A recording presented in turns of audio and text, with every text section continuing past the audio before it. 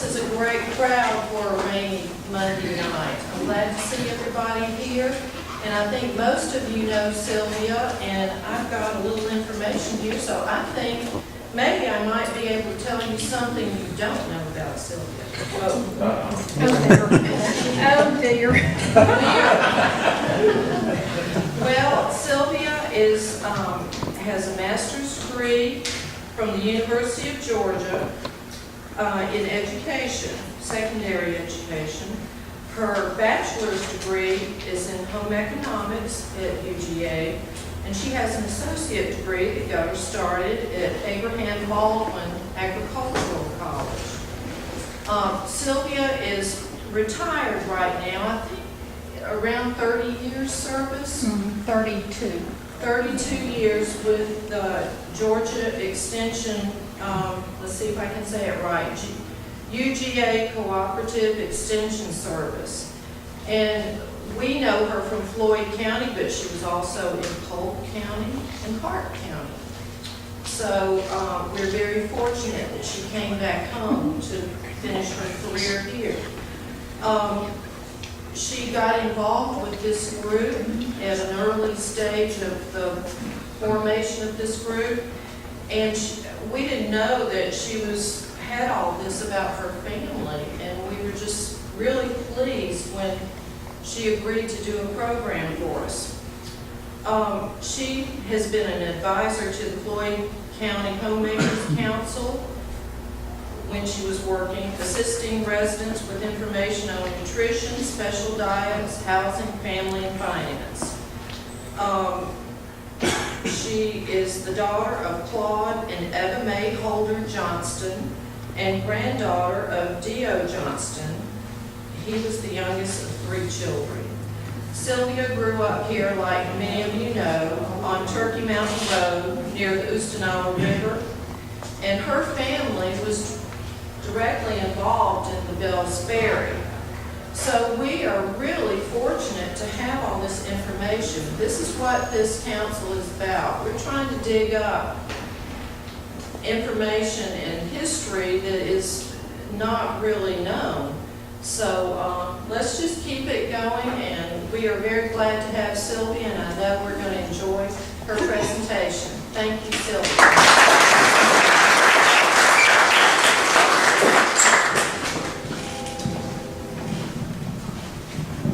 And y'all will have to let me know if I'm not loud enough. We can adjust the PA system where it'll be loud enough for everybody to hear. Is it okay right now? Do y'all have any problem? I told Wayne I'm such a big mouth till I probably don't need a PA system to begin with. After speaking in front of 1 in 200 kids and hollering over them, I've gotten used to it over the years to do that. I'm really excited to be able to show you some of this information tonight. I have been kind of digging for the last 6 or 7 years trying to come up with as much information as I could on my family, and I have ran into a lot of things that I had no clue about. Number one, I really didn't know there was anything any further back than Sanders and Johnston. That was where I had kind of originated from, and that was, I thought of it from that point forward. But I'm going to start and go kind of in an order to give you an idea of where they came from, how they all got intermingled between Fords and Johnstons. First of all, if you'll look, and I may be able to hold this. I know some of this stuff is small, so you'll have enough time afterwards to come up and kind of look at it. But if any of you are familiar with Colonial Heights, that is down, if you go to the red light at Georgia Highlands and go towards Cave Spring, about a mile or so down that road, on the left-hand side is this large brick antebellum home. Now, that home, I didn't have a clue. I saw an advertisement in the newspaper a few years ago that Mr. James Birdsong was going to do some tours of the house. I've looked at that house all my life and loved it. Well, when I got down there and he started talking about Joseph Ford, and I had been reading a little bit, and I kind of started putting 2 and 2 together. And then he started talking about one of his sons. Well, I knew I had a grandfather that's name was Napoleon Bonaparte Ford. And that's when it all started clicking. After Mr. Birdsong finished with his tour and everybody had left, I went up to him and said, I've got more information on this. Come to find out, Joseph Ford is our 6th generation back grandfather. He came here from Elbert County. He grew up in Elbert County, brought his family here in 1833 and bought the land where Colonial Heights is. Well, over the next few years, I really got to know Mr. Birdsong, and I loved him to death. He died, unfortunately, a couple of years ago, but he enjoyed that home. He renovated it. He put it back into the grander stage that it was, hopefully back when Joseph Ford was living there. And if you've not been there and been able to go in, if they ever do a tour, take time to go down there and go through that home, because it is absolutely gorgeous what him and Sherry have both done with it. But I've got a couple of pictures of it there. Joseph Ford was born in 1802, and he died in 1872. Now, kind of tragically, what happened is he built this house in the 1840s. He lived there until the 1860s with his wife, and his wife's name was Sarah Smith Ford. You're going to see another one of those a little bit later with the same name.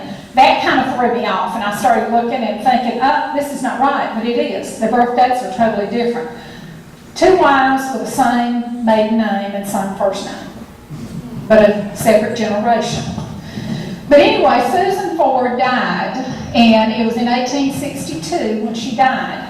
The story that I have gotten, and Lucy, you help me out on this if you've heard any of this also.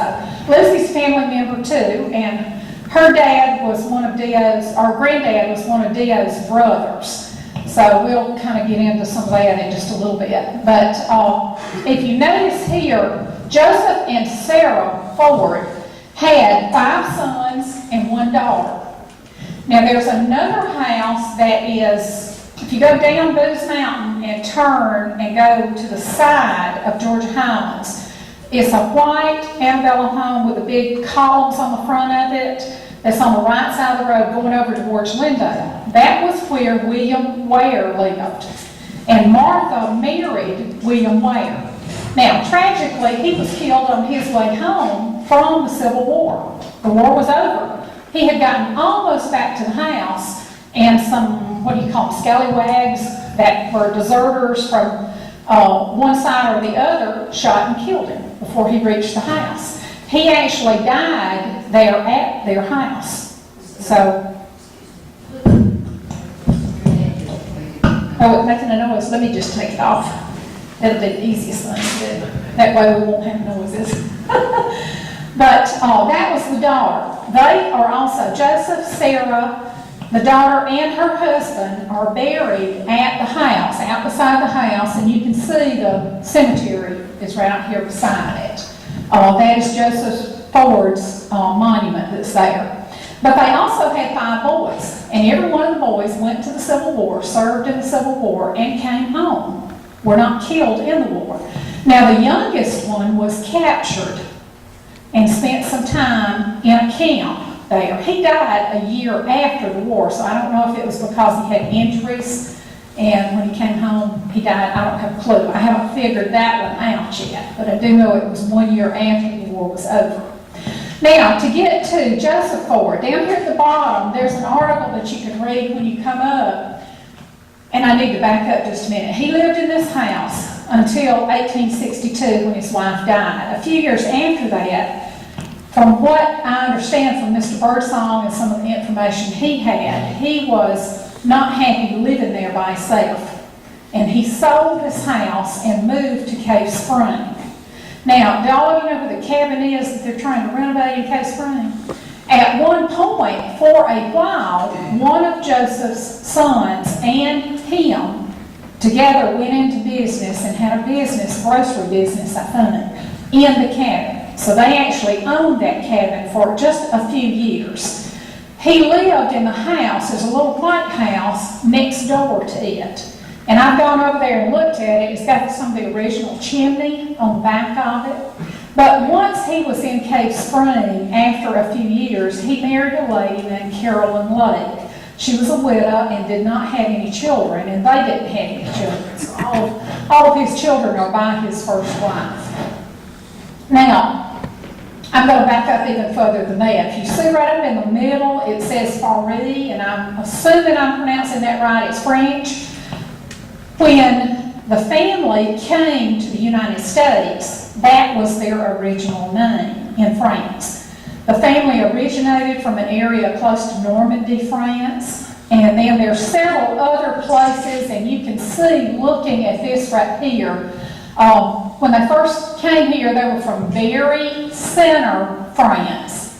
Ferry Cher Center, France, wherever that is. And the Normandy, France. Goes all the way back to 1624.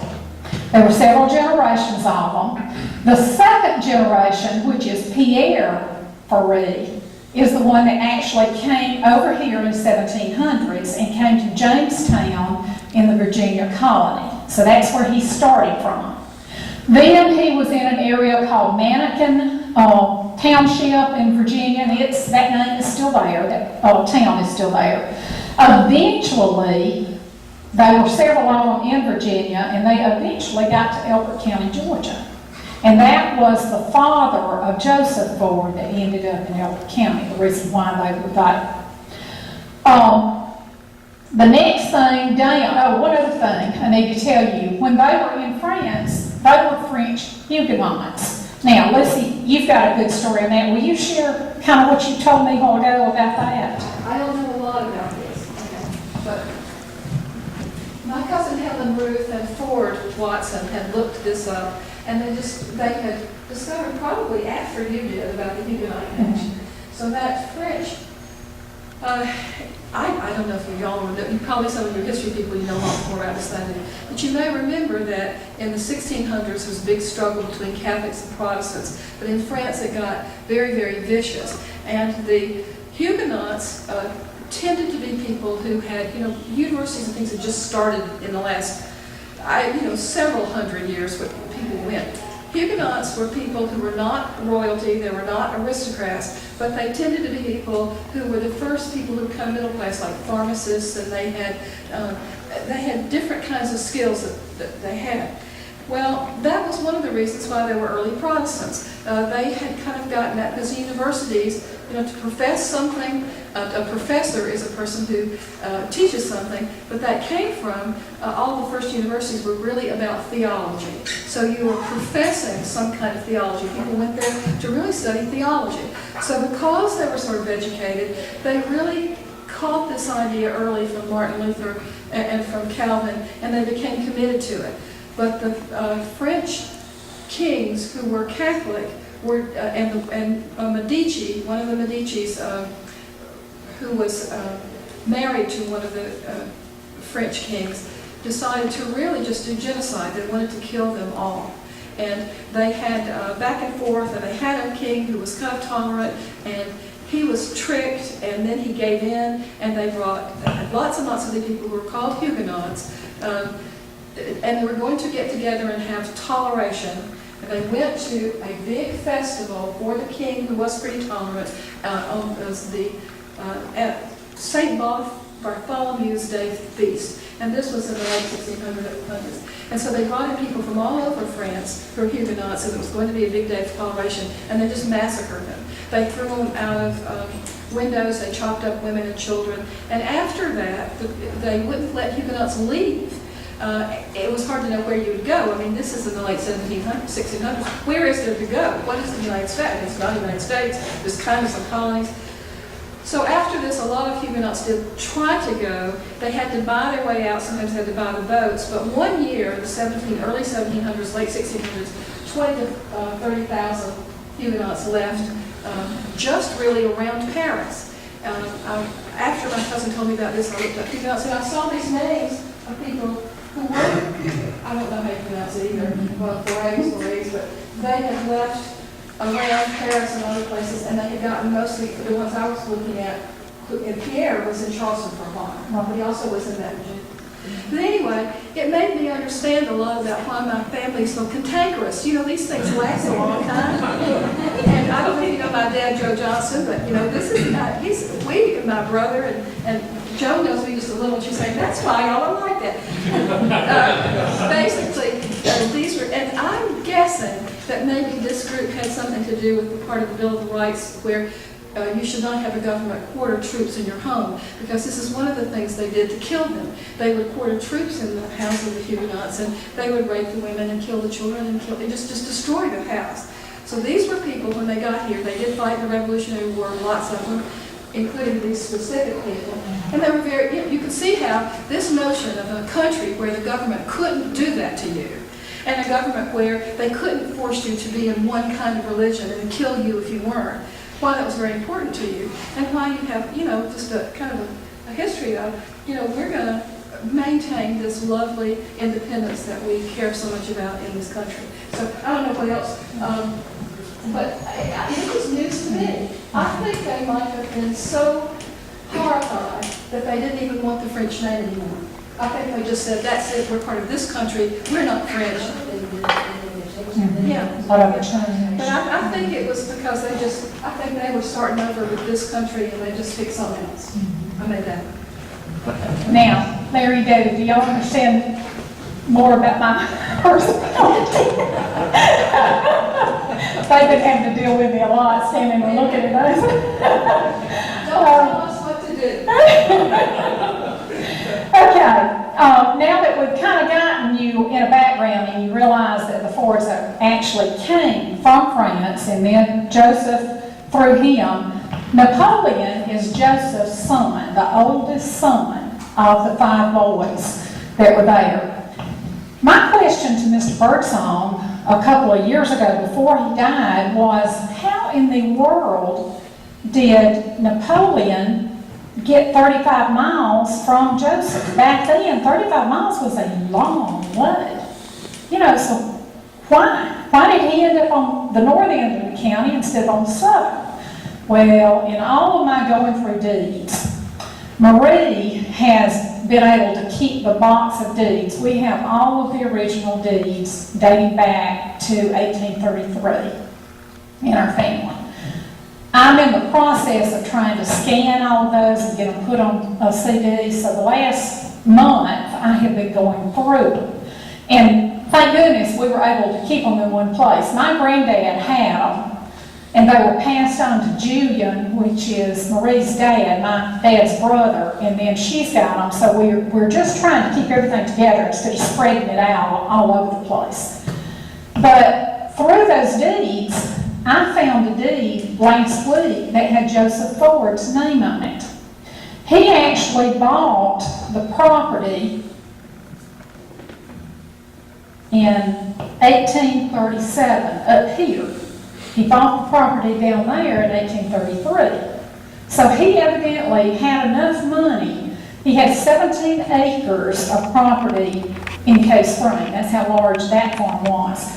This farm up here was 6 lots of the land lottery, which is 160 acres, so that's 960-something acres altogether up here. To begin with, he did not get it in the land lottery. The very first person that had its name was James Vaughn, and he's the one that drew the lottery and got it from the state. James Vaughn sold it to, I guess it's Isham, I-S-H-A-M Edwards. The same year, Mr. Edwards sold it to a Henry Marchman. He didn't keep it but just a few months. And then Mr. Marchman, in that same year, sold it to Joseph Ford. So it must have been like a hot potato. They were just kind of passing around, evidently. But Joseph got it in 1837. He kept it until he sold it to one of his sons in 1851, and it was not Napoleon. It was another one named Arthur that he actually sold it to. Now, that is the first time that I see where it says on those deeds, Ferry rights. The rest of it just says land, but it's the same piece of land that the ferry was on. So I haven't gotten to that history between the Cherokee Land Lottery and 1851 at this point. But Arthur had the ferry, and Napoleon, I've got some other information, and you'll see up here, it's kind of contradictory because you find different dates in different places. But I found some more information that said Napoleon established the farm in 1851. So him and Arthur may have been up here together, may have been the reasoning for that. Arthur may have been with the ferry and Napoleon with the actual farm, doing the farming. Okay, past that, Arthur then, in 1856, sells it to Lloyd Bell. And I'll get into that a little bit more, but that's where the Bell's Ferry came from. He kept it until 1880, when Napoleon got it upon his death. So we'll talk about that a little bit more when we get into that further, when we get down to the ferry. But let me get back here in the center of this. Napoleon served, like I said, in the Civil War. There is a plaque that is down at the Silver Creek Presbyterian Church, and it's the Fireside Defenders. And him and one of the brothers, Isaac, were both in the Fireside Defenders, which was part of the regiment with the Civil War. But it's got their names there, and Isaac was first lieutenant, Napoleon was third lieutenant that was there, and evidently they were at Appomattox also. Mr. Birdsong has the original land lottery bill. We also have some land lottery bills. Marie has those. I have, in all of those deeds that I brought back from her house, have got pieces of 3 more of the land lottery bills. They're not all together, they're just tattered. But I'm trying to figure out how I can kind of puzzle them and put them back together as much as I can. Now, the neat thing about Napoleon and his wife, which is also Susan Ellen Smith, is that they are buried at Rush Chapel Church. A lot of the Fords are buried behind Rush Chapel, and if I'm remembering right, it's behind the big window on the back side. It's right almost up next to the church where it is, but there's a lot of Fords that are in there. Little did I know that Napoleon had so many children. If you look here, he ended up with 10 children altogether. So a lot of those that are buried over there are some of his children. Now, where this goes, I mean, his wife is buried there too. The next few pictures, let's see if I can turn it and get that kind of straight where you can see it. This is the old farmhouse that I have now. Dio had it, my dad inherited it from Dio, and then I've inherited it from that point. Haven't done anything with it other than just try to keep it cleaned up around there. But this picture was taken in 1915. You notice there that it's a dark brown looking house. Well, I didn't know it like that. The only thing that I have ever seen is this white house that had all this brick on it. Well, when my dad started renovating it a little bit for one of his nephews to live in it after Papa died in '69, he knew it, but I didn't know it. All of the interior walls and all of the exterior walls are log, and they're this big hand-hewn log. So it is a log, true log house. My granddad covered it over with board and batten. Evidently the rock must have been in bad shape, and he replaced the rock with brick around it. So you would never know that it is a log house. But it has a dog trot down the center of it that I'm going to say is about 12 foot wide from front to back. At one point, I've had people to tell me they remember that house when the front and the back was not closed in. Way before me, so I don't have a clue. I'm the youngest of 13 grandchildren. Most of the rest of them remember it, and I am 7 years younger than the next grandchild to me. So my dad was in service when they got married in 50. It was 5 years before I was born, so I'm really behind everybody else. I've got some second cousins that are older than me.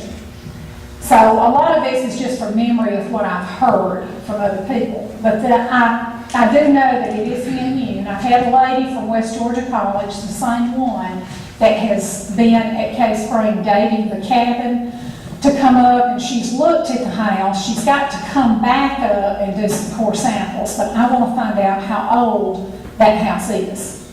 We know it was on the original Cherokee land lotteries because there's a map with a little square in the same place that it was. So I'm assuming it's that house. I don't know for a fact that it is. But I've also had other people, and she also told me that that house is sitting north-south. The front of it is facing south, the back of it's facing north. It's on a knoll, and it's also at the top of bottomlands and farmland. And that is the way the Cherokees built their homes. So it may very well be a Cherokee home, but I don't have a clue at this point until she gets through with the information that she's given.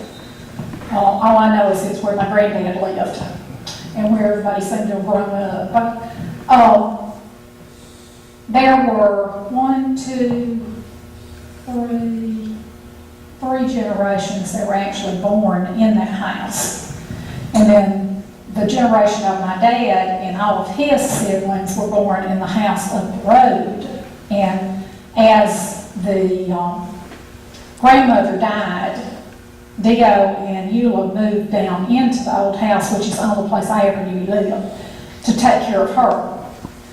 And I didn't find out until several years ago when Judy told me that no, they weren't born there, they were born up in his house where he lived. So that was one of the original houses on that farm also that was there. It has 4 chimneys on it. And it is 960 acres of land altogether. Now, we only have maybe half of it now because Dio was evidently a real barber and a trader, and some of y'all knew him. And I've had some of you to kind of giggle when I would say something about him. I had always told some of the other cousins, I was scared to death of him. He may have been my granddaddy, but Maurice said, no, when we were little, he played with us. And I said, well, by the time I was little and big enough to play, he was mean and ornery. And he didn't play with me. I would go out there, but I was usually behind my mom and dad when I went out there. His father is where the Johnstons got started. Turn that so it doesn't fall off. Joseph, can y'all see, or I need to move it up a little bit? Joseph Johnston married Martha George Ford, which was Napoleon Ford's daughter. So that's how the Johnstons ended up with the property, as they married into the Ford family. They had 4 children, Ida, Sydney, Dio, and Hiram. And this is a picture of their family down here. The little one with the big ears is my granddaddy, Dio. And then this is a later picture of him. He married one of the Sanders.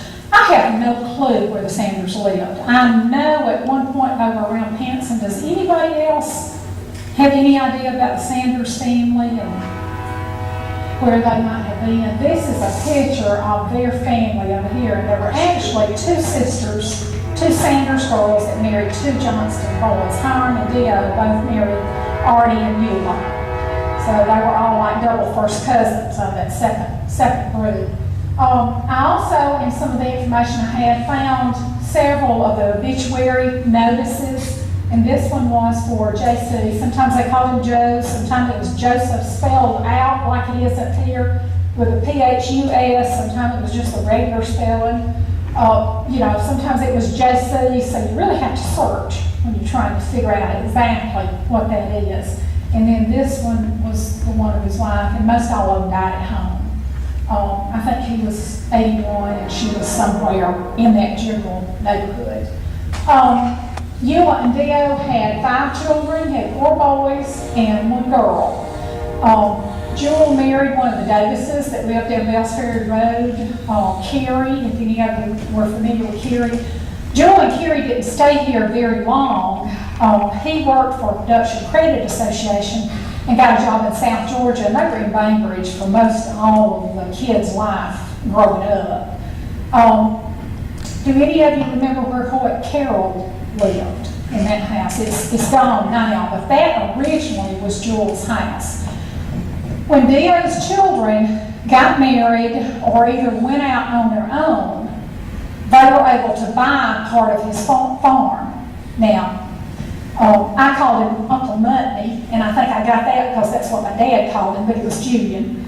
And he said, no, Dad didn't give us anything. We had to pay for whatever we had. So he bought 60 acres from his dad. The same thing happened with Bud, with Jay. And by the time they had gotten to my dad, all that was left was some land. So he and my mom bought a cotton field across the road, and then they built their house. But the other houses that the rest of them lived in were sharecroppers' houses. Papa ran a big farm, and he had tenants that lived on the farm that farmed for him, and they got part of the profit, he got part of the profit, and they lived in those houses. So I guess as the kids got married, you know, they ended up having some of those houses. So that's where everything except the one that Julian was in was part of the sharecropper. I've just got some pictures here. These are mules. They used a lot of mules on the farm. The plows, I still got a few of the plows left. The bottom one is of Jake, one of my dad's brothers, and their granddad, Joseph or Joe, down at the bottom, and he evidently loved his mules from what everybody's told me. They were prized possessions that they had. This picture here is of Dio when he was younger, probably in his late 20s, early 30s, and he raised a watermelon. Well, that brought up something else. One of my uncles, Bud, always raised watermelons, and always had them in the summer up at his house, and people stopped and bought them, and I thought, well, you know, that's just something he started. Evidently he helped my granddad with it, and then it just kind of carried on from that. The bottom picture is Dio and his sister Ida, and that was taken not long before they died. Both of them died in 1969 in the same year. So does that give you a little bit of the background history of everybody? Now let's look at the ferry.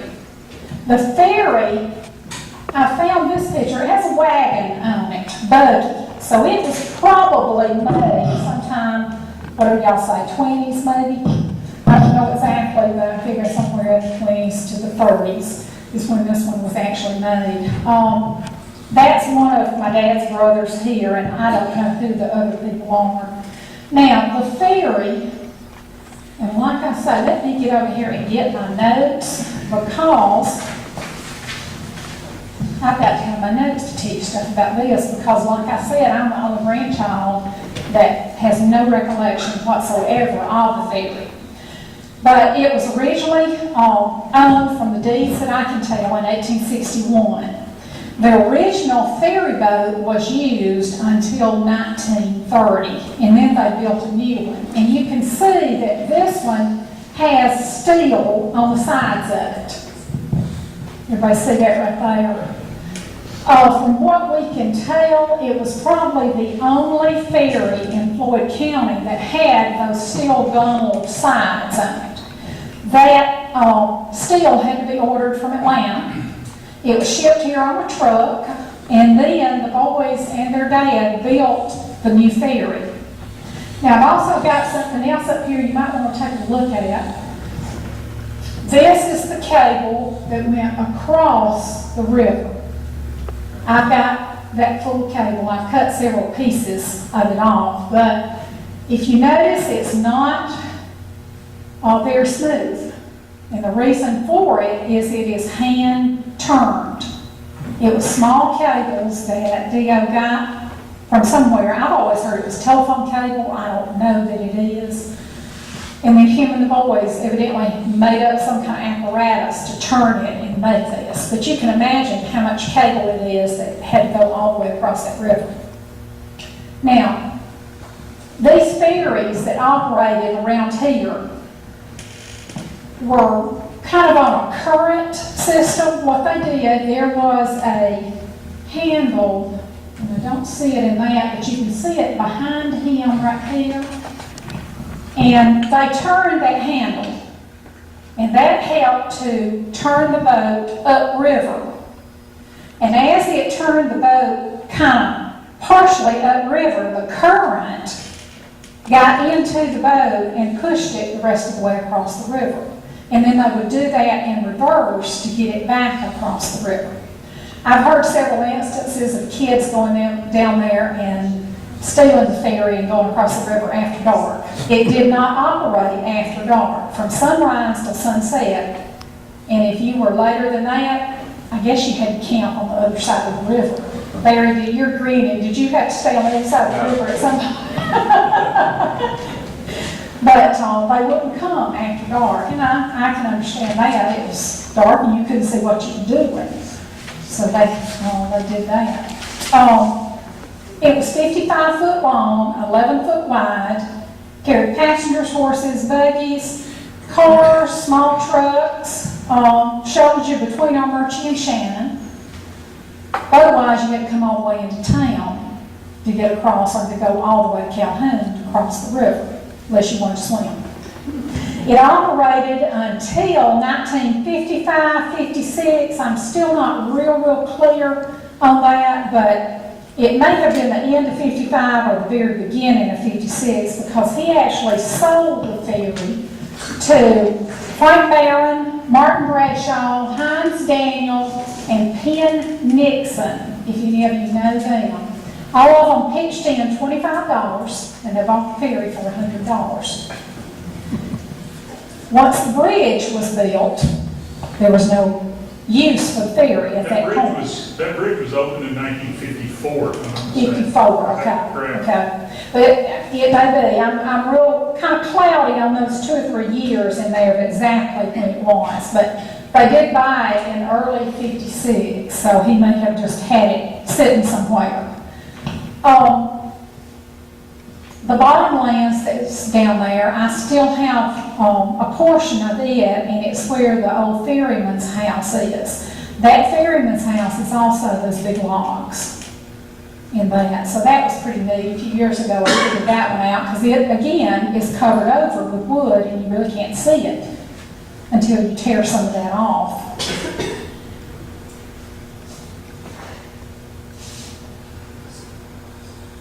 Okay, the ferry on the Oostanola didn't have to worry about steamboat traffic. That was the only river in Floyd County that didn't have steamboats going up and down it. The rest of them had to have some type of a collapsible cable, so that when a steamboat came through, they could take this cable and put it down in the water and let the other traffic go through. They never had to worry about that. The only thing they worried about was high water coming through and floating the boat to where it didn't need to be. There were a few times I've heard stories that the boat ended up on the other side, and they would have to swim across the river to get the boat and bring it back. So you never know what happens. Kids like to play with stuff sometimes. This handle is called a windlass, and I think I'm pronouncing that right. Y'all are sitting so quiet. Has anybody else got anything that they remember about it? I wrote it. Okay, good. And I remember it must have been Dino, must have been their granddaddy. And I know that he and Hiram, at least once, and maybe more times, around here someplace, would have a big tarpaulin out, and somebody bet them that they could take a car apart and then put it back together. And they took it all apart. Do you know this? They completely apart, so it was just spread out. And it took about a year to put it all back together, and they claimed it ran better than it did before. Oh, gosh. Who knows? But I think they took us when we were little because it was the end of the ferry. I think that's what we did. Well, in 1920, the State Highway Department came to be, and at that point, they didn't charge tolls to go across the ferry. Before that, they did. But after that, the county would actually pay a ferryman $15 to $20 a month in order to operate the ferry, and it was free to cross after that point. This piece up here, and if any of you want to come up and look at that, I thought it was really neat. It is a road bond election in 1921. So it shows you how much it costs to build all of these different roads that were here in Floyd County. And it was actually Floyd County Board of Commissioners that put that out. So that was pretty neat. It told how many miles long it was. Now, another thing I thought was real interesting, what you think of now is Highway 140. When it got to the river, and well, in fact, when it got to where the old Bells Ferry Road intersects with 140 in front of the old house, it changed directions. It veered off toward the old house, went down by the lake, came out in the middle. And I'm pulling this stuff enough that y'all can see it. These are the fields that farm. John Lowry farms this right now, but the old road comes right through the middle of the ferry land, and it crosses the river right here, and it dead end into what they call the Dalton Road. It was not Old Dalton Road. It was the Dalton Road. That is what you're seeing here on this map. When it came across from Adairsville, it ended where the Plainville Road starts. You had to go down the Calhoun Road just a few feet to get on this other road to go over to where the ferry was. And then it changed courses, dead ended. So Patsy, where you live, non-existent. From the end, from the Old Alton Road over to Highway 27, there was no road back then. Dirt road, probably dirt trails, something like that. But the way it shows on this map, there wasn't anything in between here for a while. Now, that's the old, because once the state started building roads, they started putting roads in through there. Okay, this was another story that I had heard all my life, and some of you that lived in the community may remember this. The Bells Ferry community didn't have power until almost everybody else around had power. Why do you think that was? Anybody have any idea? Because Dio wouldn't let the power company go through his farm fields. And I found the proof on it. This right here, if you want to read this, tells exactly what he demanded of Georgia Power in order to put power in his farm fields. And then, if anybody wanted power in their house, that would be up to them. Well, probably he didn't care because he had carbide lights. There was a carbide system in that house. So he probably had lights for years before anybody else in the community had them. Carbide, do you know, are y'all familiar with that? Carbide is a type of gas. I don't know exactly how it's made, but there's a container that you pour gas in, and then there's rocks or something else that puts in there, and then it eventually puts off the gas that ran through pipes and ran into the house, and it kind of worked like natural gas. So, you know, more likely he didn't care if anybody else had power or not. But it was about 1939, from what this document says, before Georgia Power started putting power poles up and going through there. Am I hearing some good comments over there? Was that the only ferry on the river? You got, I'm not in the community, so tell me, you got Bells Ferry, Johnston Ferry, is that the same boat? Same thing, yes, I do. And the reason I've got it spelled different is this was Mr. Bell's name, Lloyd Bell. Who is he then? Lloyd Bell was the one that had the very first ferry, and he's So it one of wasn't the called ones that's on the deed? he was like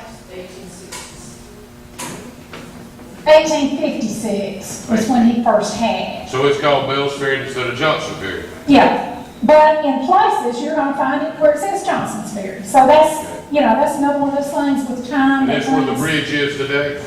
No, it was actually a half a mile upriver from where the bridge is. Okay. You actually went around a bend. Can you see the bottom picture right here? You see where the river curves around? Uh-huh. Down in the lower part down here is where the actual bridge is, and it was further up around that curve. So there was not a ferry down behind the Ustinala Methodist Church? Yes. Pope's Ferry. So then there was more than one ferry? It was a small ferry, and from what I Pope's have gotten out of it, it was private. family, the Pope's family. Pope family, they The ran Pope in. family is the only people that use that ferry. Okay, nobody else, it wasn't open to the It was public not a then? public ferry, it was used by the Pope Okay, family I and got the you. people that worked for them. All right. So The what was next one, I think, was up in Calhoun. the, so what was the toll of the ferry prior to 1920? Say for a person or? 15 to 25 cents is what I've been told. I got the rates in my truck. Do you? Okay, good. I'll be right back. Okay. Yeah, Bell Ferry was BPL LS Ferry. What, is that three different Okay, ferries? no, it's all the same ferry.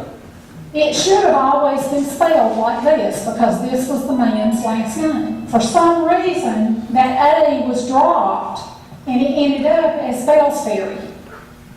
Now, most of y'all remember that what we now call Turkey Mountain Road on our side of the river from Armurchie used to be Bell's Ferry. Because my address was always Bell's Ferry Road when I was growing up. But after the post office redid all their addresses, we ended up being on Turkey Mountain, just the same as Armurchie Well, side. the other way, John, towards Armurchie is still, the deeds are Bell's Ferry. Right.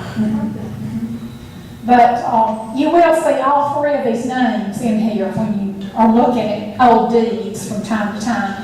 I think the reason Johnston was on there is the ferry boat was actually owned by Johnston, but the road was called Bell's Ferry. So you think Lloyd Bell, when he got the property from Napoleon, he built the ferry? No, he had it before Napoleon. He had it, and Mike, you can look right up here and it'll give you that timeline. Okay, I'll look. It looks like he had it in 56 and Napoleon didn't actually get the ferry until 1880. But now there was another Ford brother that had Yeah, it before Bell You said for a Arthur. few years. Arthur. Right. And didn't you say there were ferry rights somewhere? Yes, on all the deeds, it says that there are ferry rights on those. Mhm. So, we don't know if the Cherokees operated that ferry as they did with, the Ridge Ferry or not. I just haven't gotten that far to figure out those kind of things. Sylvia, Uh-huh. it's interesting to me that I found out after we moved out here and learned about what was going on. When you turn on Davis Loop Road off of 140, after you cross the bridge, River Bridge, Right. that triangle in there belongs to you. Oh, yeah. Yeah. Yeah. That, y'all know, across from the old house, there's some pine trees. And I mean, the area is not as big as this room. But it was the old orchard. Yeah. It was where he had his fruit trees at. Okay. And the road cut right through it, so I've still got that little bitty area of land there. You can almost throw a ball across it. It's so tiny. But it's just where those little pine trees are right there in front of the house. It's down there about fish trap below the river. Where it, and did you know? Oh, no, you're talking about a different place. No. No? When you turn in Davis Loop off of 140 Okay. north, Uh-huh. there's a triangle there next to Mary Jane's Caldwell's building, that big white house there. Right. But it triangles off down there, and that further south end of it comes out about where the fish trap is. Where it was, okay, I know who you're talking about, Yeah. yeah, I know you're talking about that. Where is your house located? I live in Cedartown.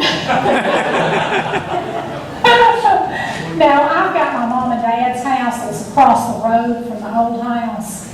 So, it's right there where the old Bells Ferry Road dead ends in front of this house, and it's on the same side of the road. It's across the road from this house.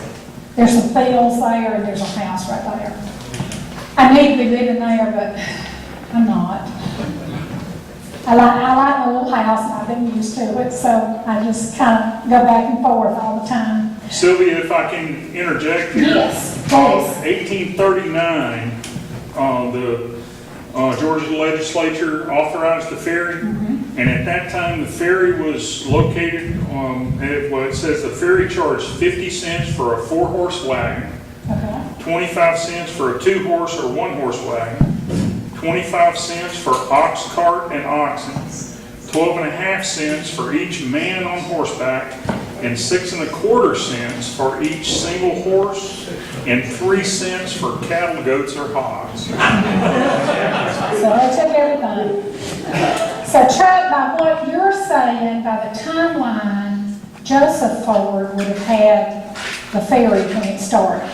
He would have been the first one. From the article that I have here, and this was published in Rome News in 1997, October 19th, 1997. I'll give you this, by the way. Okay. But it says that Bell's Ferry was just one of the many ferries in the area. David Hutchins was authorized to build and operate by the authority of an act of the Georgia legislature passed in 1839. And his name is on some of those deeds. that I got. 1862, it was owned by S. Norman and S.W. Skidmore, that's some of the names you've got, right? Who sold it to Napoleon B. Ford in 1886, who was related to D.O. Johnston in 1886. So, And those, my deeds are a little bit different from that, so who knows which one's exactly right, but that's somewhere in the general area. Okay, real quickly, let me tell you a few things. D.O. and his dad and Napoleon were all cotton farmers. And that's what the farm originated in. Now, the last little bit of stuff that I want to tell you, after the ferry went away, about the same time the ferry went away, my grandmother died. I was only a year old, I don't remember her. But I do remember my dad saying that his dad was pretty distraught and lonely at that point. He wanted something to do. He was in his early 70s, he had quit farming, and I guess basically he was just sitting in the house piddling.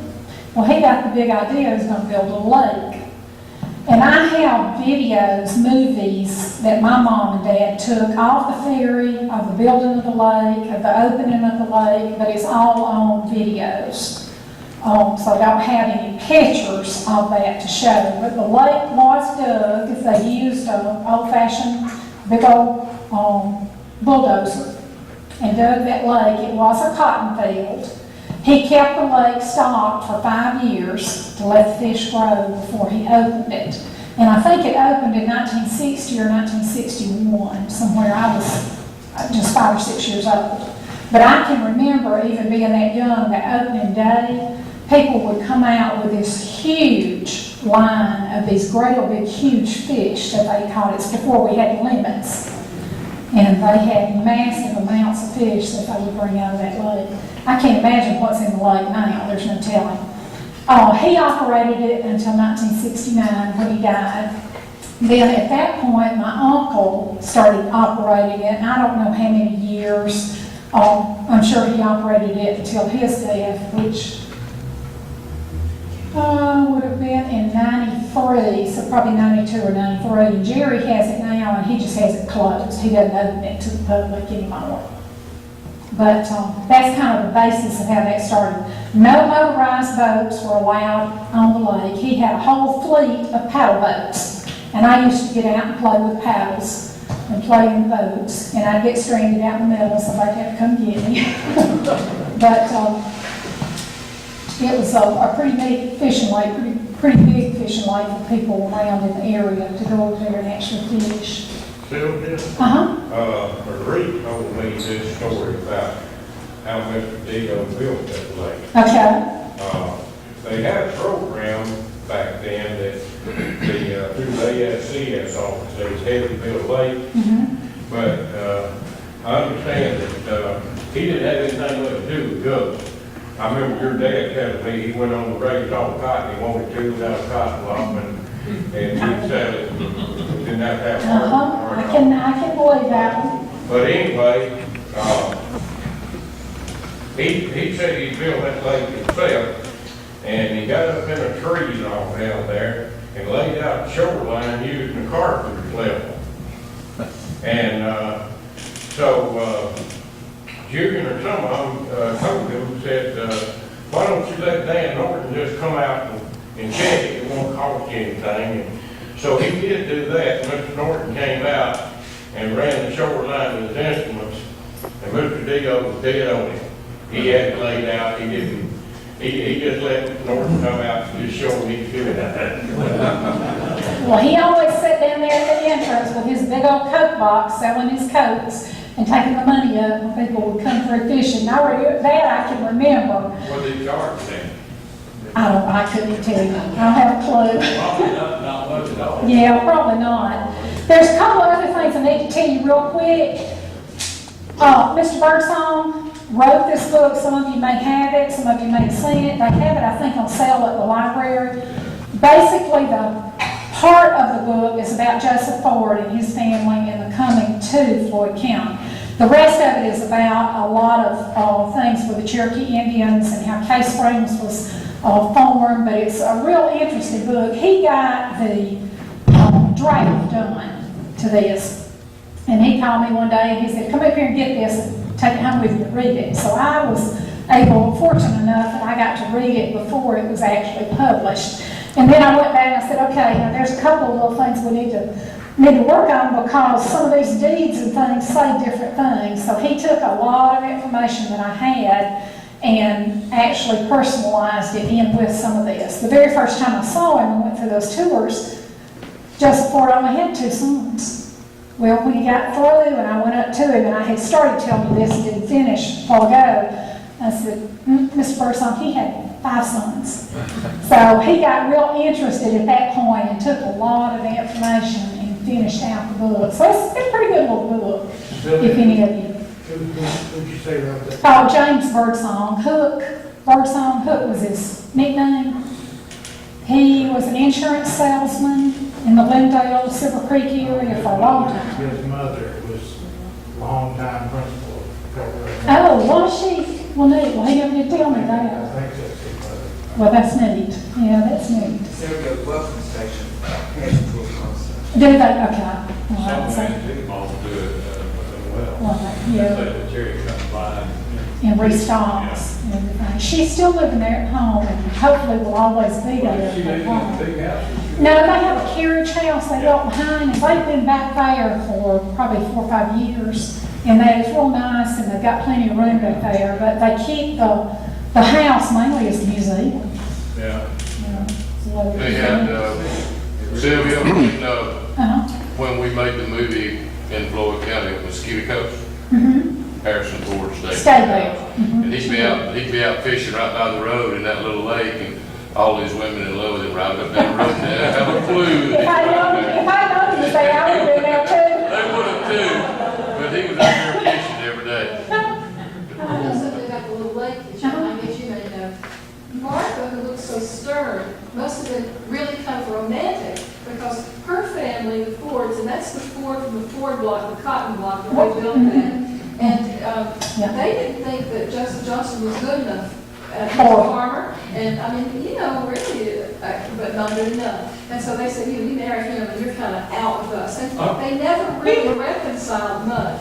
But the Fords, some of them who lived and who were related in that had a house, well, at some point they grew watercress in that little pond. Okay. And they sold it to the railroad because the railroad used it when they served food.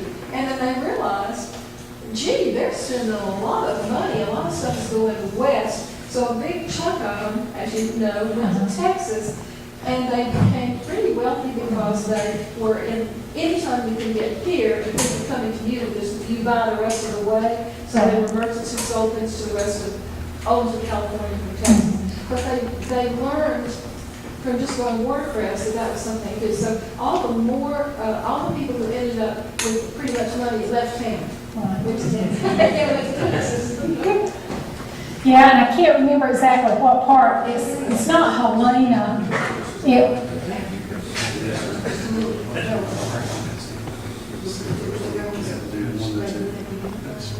I don't know. I can't remember now which one of them it was that ended up. I think there were 2 of them that ended up out in Texas. The Johnstons originated from Scotland and into Virginia and the Carolinas, and then migrated on down in this direction. This was something that I hunted for probably 10 years before I found it. Found it at a little antique mall up in LJ, Georgia. I always knew that there was the Saturday Evening Post, and it had an article about the ferry inside of it. It was written 8 days after I was born. But every time I would go to an antique mall, I would hunt the magazine, and I finally found it. So this is it. It talks about Dio being a little gnome of a man. So evidently everybody kind of had that same general area. There are other ferries that are in this. The big picture is our ferry, but the rest of them are ferries all over the country that's in here. But it's a pretty neat little article that's in there. So I was real excited to find this magazine. But it was January the 8th of 1955. 15 cents for that. Well, thank you. I hope I have given you a little bit of information about our community. Yes, ma'am. Oh, I didn't show you that. Thank you, Jennifer. This is one of the pulleys. This was the cable that went across, and the pulley that went in here to kind of keep it in line. I also have got the ferry bale at the house. So it was something that was salvaged. I had the guys to cut my trees and trim things up at Mother and Daddy's, and I had an old building that was about ready to fall down. I wanted to get rid of it. So they got in there and helped me get everything out of it, and I loaded it on the trailer and had a friend come and help me unload at my house, but I do have a ferry bale down at the house. So it's still in existence.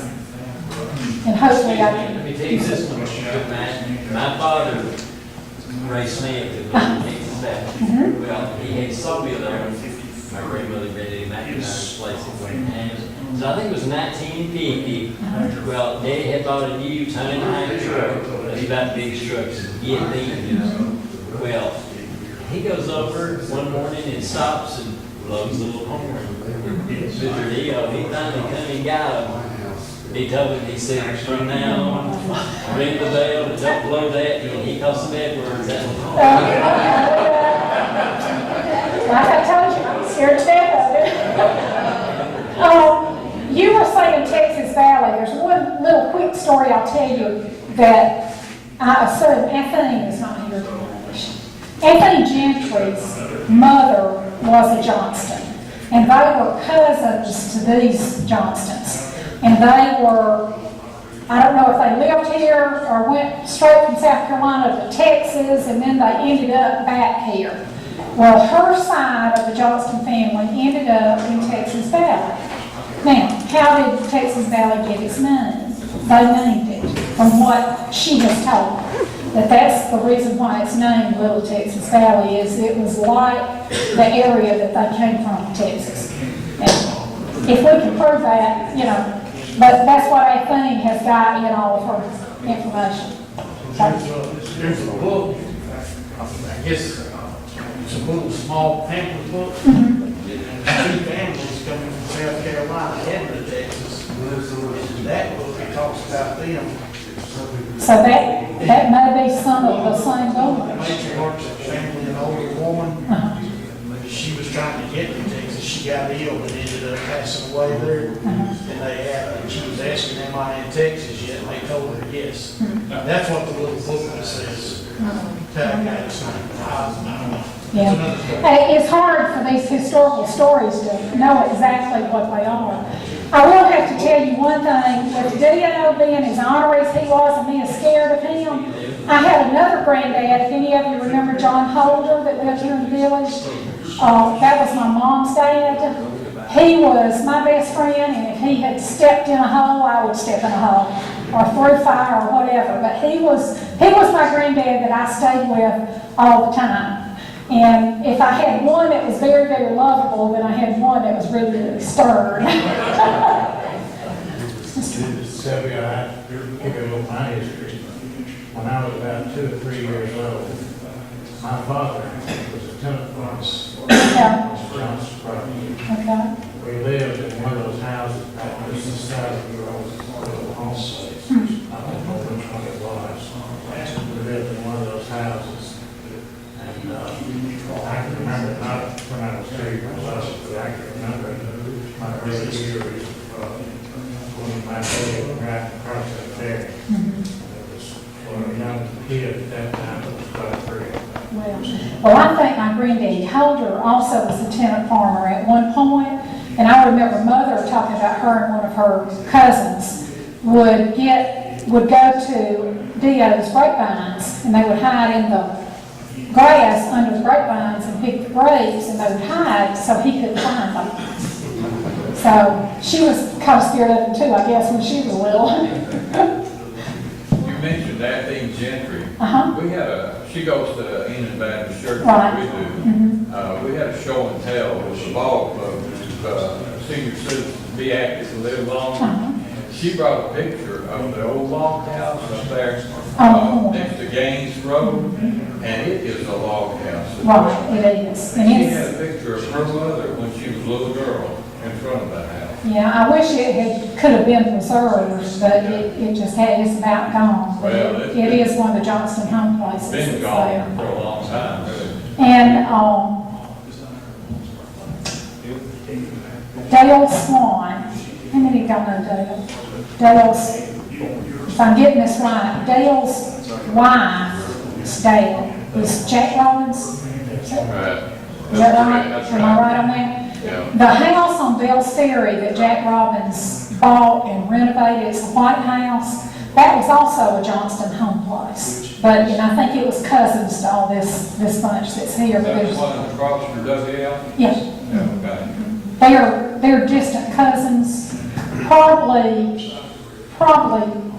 their granddaddy or great-granddaddy was a brother to this one. But I do Sylvia, know. we were told in Cave Spring about that cabin, you mentioned this one was a log house, Uh-huh. that if you go far enough back in these old houses, most all of them are gonna be log Oh, in it's one log time. of some kind. But it got to be later on that there was a stigma of log house. It got to be a sign of poverty and being poor, and so people couldn't wait to cover all that up. Right. They Well, wanted to make that's that the cover reason. log. Where is it? That's the reason I'm figuring that probably in this 1915, when you see how dark it is, it's probably the logs you saw there. You just can't really tell, but later on, it's always looked like it does now. They remud them about every year because dirt daubers and all kinds of stuff. are in there, so they- In there. I'd love to tear off that board and batten off and make it a log house again, but I don't know that that'll ever happen. Well, thank you for listening, and I hope I give you a little bit of information